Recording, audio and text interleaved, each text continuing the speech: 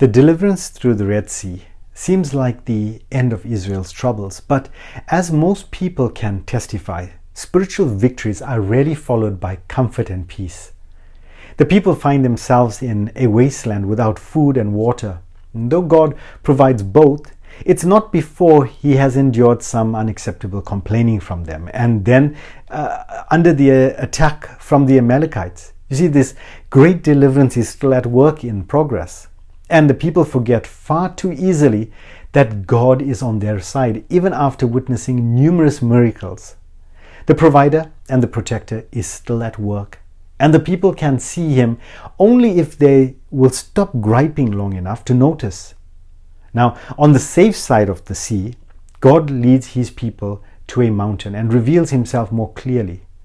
The events of Sinai are both awe-inspiring and terrifying. A 3-day preparation and a cleansing period, a dense cloud, thunder and lightning, a loud horn blast from heaven, smoke and fire, a voice from above, strict boundaries around the sacred place, and a threat of death to anyone who gets too close.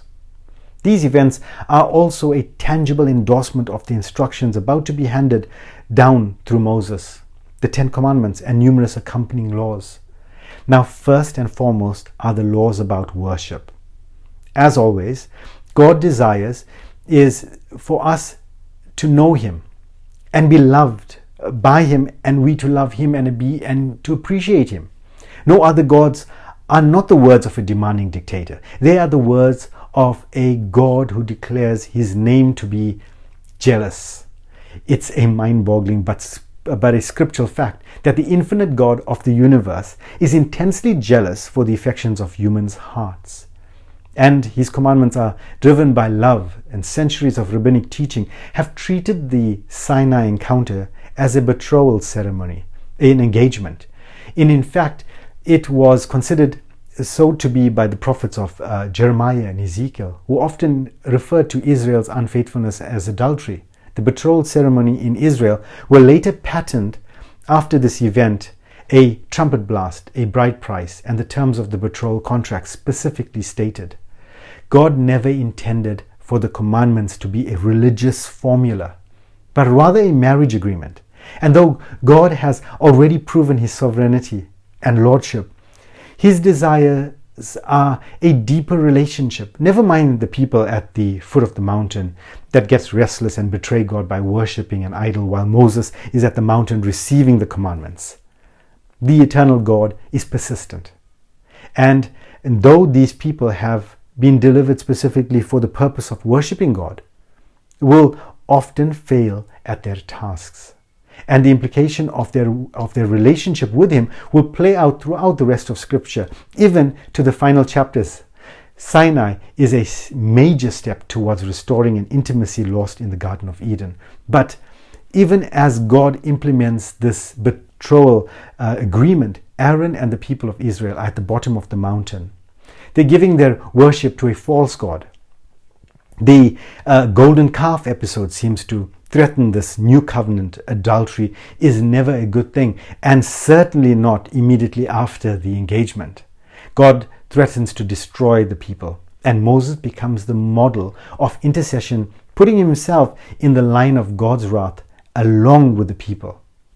God relents, and Moses seems to grow even bolder. He refuses to lead the people into the promised land unless God personally goes with him, making his presence manifest along the way. Moses wants to see that presence, and though he has already seen the burning bush, he has witnessed the power of the numerous miracles and plagues. He's walked between walls of water and stood in the cloud of the glory and lightning and fire on Sinai. He now asks to see God's glory. He knows there is more than what he's already been encountered, some glimpse, some personal, powerful than the drama of recent events. And God complies, not completely. No one can see God's face and live. And though Scripture has already declared that God speaks to Moses face to face, as one speaks to a friend, but God at least passes by Moses and declares his name and nature and gives Moses a glimpse of himself. This brush of deity reveals God's heart, compassionate, slow to anger, loving and faithful, yet still relentlessly righteous, and which causes Moses' face to radiate with glory. This heightened intensity further establishes God's presence among his people. God, who has just threatened to destroy his people, has instead been swayed by someone who stands between his righteousness and the people's rebellion. This dramatic will become the central theme of the relationship between the Creator and his broken creation. Moses has to plead for Israel's forgiveness often. His verbal exchanges with God throughout the seasons of Israel's history don't show us a God who is ready to snap whenever his people disobeys. Or this is what most people seem to think. No, they show us a God who confronts his people with divine distance that rightfully should be observed among the fallen, and then practically invites them to step into the hearts that cry out for mercy, that desire his presence above the protocol, and that would rather forfeit the plan than accept the gifts without the giver.